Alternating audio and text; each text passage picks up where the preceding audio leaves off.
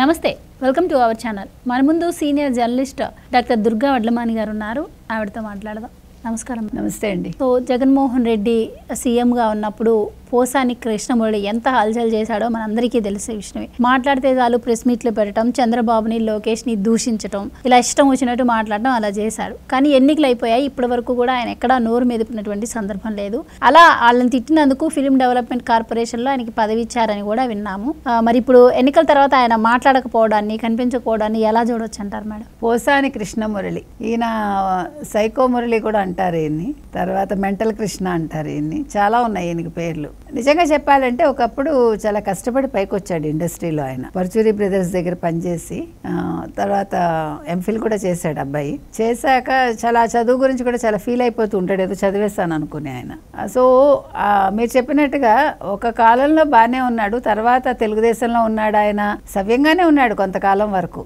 అయితే ఎప్పుడైతే ఈ వైసీపీలో చేరారో, అంటే వైసీపీలో చేరేసరికి అందరికీ ఏమైనా బ్యాలెన్స్ తప్పుతుందేమో మనకు తెలియదండి. ఎందుకు చెప్తున్నా అంటే, మీరు చూసుకుంటే వైసీపీలో చేరాక అందరికీ నోర్లు మారిపోయాయి, చూసారా, కంపు నోర్లు అయిపోయాయి. మరి అంతవరకు చక్కగా ఉన్న వాళ్ళందరూ కూడా బూతులు మాట్లాడటం మొదలు పెట్టారు, తిట్టడం మొదలు పెట్టారు. మరి జగన్మోహన్ రెడ్డి పర్మిషన్ లేకుండా ఇవన్నీ జరగవు కదా. అంటే జగన్మోహన్ రెడ్డి సైకాలజీ ఏంటి ఫస్ట్ అందరూ తెలుసుకోవాలి. ఆయన సైకాలజీ మీద కూడా ఎవరైనా రీసెర్చ్ చేస్తే బాగుంటుంది. అసలు జగన్మోహన్ రెడ్డి అనే వ్యక్తి మీద ఒక రీసెర్చ్ చేయాలండి. ఎందుకంటే ఇంతమంది సైకాలజీ మార్చి, ఇంతమందిని అంటే వాళ్ళ మెంటాలిటీ మార్చి, వాళ్ళ పందా నుంచి వాళ్ళని వేరే పందాలోకి తీసుకొచ్చి అందరూ కూడా బూతులు తిట్టించడం అనేది చాలా చిత్రమైన విషయం. ఇది ఎవరైనా మంచి చేస్తే సంతోషిస్తారు. ఇక్కడ ఎదుటి మనిషి నాకు నచ్చని వాళ్ళని తిడితే నేను ఆనందపడతాను అంటే అది ఆ మానసిక స్థితిని ఏ రకంగా తీసుకోవాలి. నిన్న కూడా ఎవరో జాలి పడుతున్నారు జగన్మోహన్ రెడ్డి మీద. పాపం జగన్మోహన్ రెడ్డి ఓడిపోయాడు, ఓడిపోయినందుకు కాదు అంటే చుట్టూ ఉన్న వాళ్ళు ఓడించేశారు అని. సరే, చుట్టూ ఉన్న వాళ్ళు ఓడించేశారంటే చుట్టూ ఉన్న వాళ్ళు చేసిన పనుల వల్ల ఆయన ఓడిపోయాడు అనుకుందాం. చుట్టూ ఉన్న వాళ్ళు చేసిన పనులు నీ మీద రిఫ్లెక్ట్ అవుతున్నాయంటే అంటే వాళ్ళు తిడుతుంటే నీకు తెలుస్తాయి కదా, నీకు ఇంటెలిజెంట్ రిపోర్ట్స్ ఉంటాయి కదా. సో ఆ రకంగా ఈ పోసాని కృష్ణమురళి కూడా మరి ఆయన ట్రాప్లో ఈయన పడ్డాడా, ఈయన ట్రాప్లో ఆయన పడ్డాడా దేవుడికి తెలియాలి. కానీ అదేదో గొప్ప అనుకున్నాడు. తిట్టడం, మీరు చెప్పినట్టుగా రోజు పొద్దున్న లేస్తే ప్రెస్ మీట్ పెట్టడం, తెలుగుదేశంలోని చంద్రబాబు నాయుడు గారిని తిట్టడం, వాళ్ళ ఫ్యామిలీలో వాళ్ళని తిట్టడం, అంటే అది కూడా ఒక జబ్బేమో వాళ్ళని అడిగితే. వాళ్ళు తిట్టకపోతే నాకు రోజు గడవదు అనుకుంటే, అంటే మీరన్నట్టు వైసీపీలోకి వెళ్ళాక ఎందుకు చాలామంది ఎలా అవుతారు అన్నారు కదా. సో అలా వాళ్ళు నోరు పారేసుకుంటేనే జగన్మోహన్ రెడ్డి గారి దృష్టిలో పడతాము, మాకు అలాంటి పదవులు వస్తాయి, లేకపోతే ఆయన్ని ప్రసన్నం చేసుకోవచ్చు అన్న ఉద్దేశంతోనే ఇలా తిడతారు అని కూడా విన్నాము. సో ఈయన కూడా అలానే చాలాసార్లు తిట్టడం జరిగింది. మరి దానికి తగ్గట్టే ఫిల్మ్ కార్పొరేషన్ చైర్మన్ పదవి ఆయనకి ఇచ్చారు. సో మరి ఆ పదవికి ఆయన ఎంతవరకు న్యాయం చేశారు అనుకోవచ్చు. మనం చూసాం జగన్మోహన్ రెడ్డి హయాంలో చిరంజీవి గారు, ప్రభాస్ గారు వీళ్ళందరూ కలవడానికి వెళ్ళినప్పుడు వాళ్ళకి ఎంత అవమానం జరిగింది అని చెప్పి, ఎప్పుడైతే ప్రభుత్వం మారిందో మళ్ళీ వాళ్ళు వెళ్ళి ఇప్పుడున్న ప్రభుత్వాన్ని కూడా కలవడం జరిగింది.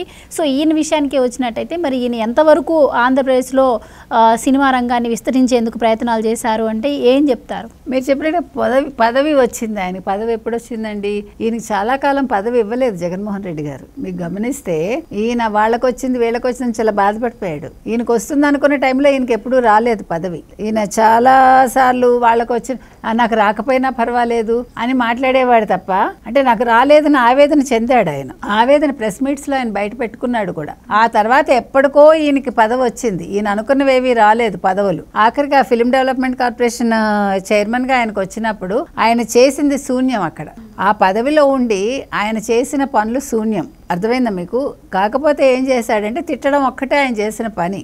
దానికి జీతం తీసుకున్నాడు ఆయన. ఆ జీతం తీసుకోవటమే కాకుండా మీరు చెప్పినట్టు చిరంజీవి గారు వీళ్ళందరూ సినిమా పెద్దలు వెళ్ళినప్పుడు ఎప్పుడైతే ఆయన దండం పెట్టారో, ఆయన ప్రతి నమస్కారం చేయలేదో, దానికి ఇటీవల ఒక వివరణ కూడా ఇచ్చాడు ఈ పోసాని కృష్ణమురళి గారు. ఆయన అలా దండం కాదు ఆయన పెట్టింది, చిరంజీవి మేనరిజమ్స్ ఉంటాయి కదా, మేనరిజమ్స్ లో ఆయన ఇట్లా చేతులు ఊరికే ఇట్లా అన్నాడు అని దానికి ఒక వివరణ ఇచ్చాడు. ఎందుకంటే మరి ఈయనకి అట్లా తోచింది అనమాట మన పోసాని గారికి. మరి అది కూడా అలా వివరణ ఇవ్వకపోతే ఆ పోస్ట్ లో ఉండి మళ్ళా జగన్మోహన్ రెడ్డి చేత చివాట్లు తినాలి కదా.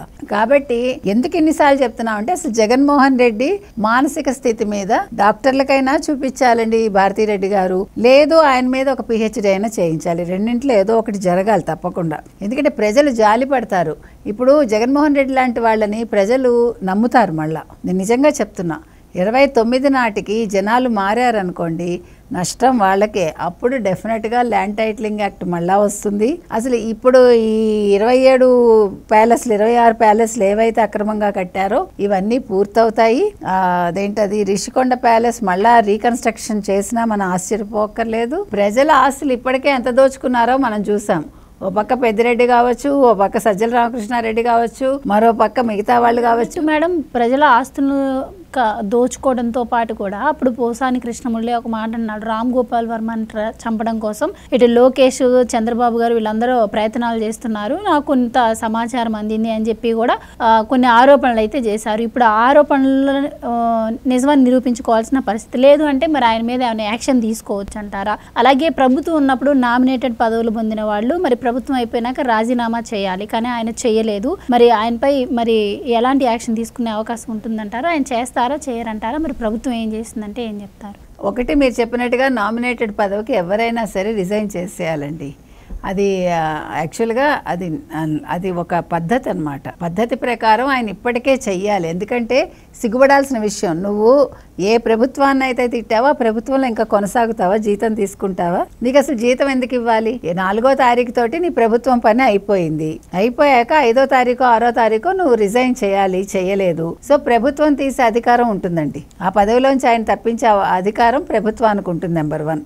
నెంబర్ 2, ఆయన మీద ఎటువంటి చర్యలు ఉంటాయి? ఖచ్చితంగా ఆయన మీద చర్యలు తీసుకోవచ్చండి. ఎందుకంటే మీరు చెప్పినట్టుగా ఆయన ఏవైతే ప్రూఫ్లు ఉన్నాయన్నారో వర్మ గారిని, అదే రామ్ గోపాల్ వర్మని చంపటానికి, ఆ ప్రూఫ్లు చూపించమనండి. ఇప్పుడు ఆయన ఏవైతే ఎలిగేషన్స్ చేశారో ఆ ఎలిగేషన్స్కి నా దగ్గర ఆధారాలు ఉన్నాయి అన్నారు కాబట్టి ఆ ఆరోపణలకి, ఆయన చేసిన ఆరోపణల మీద ఆయన దగ్గర ఉన్న ఆధారాలను బయట పెడితే అప్పుడు ప్రెజెంట్ ప్రభుత్వం తప్పకుండా చర్య తీసుకుంటుంది.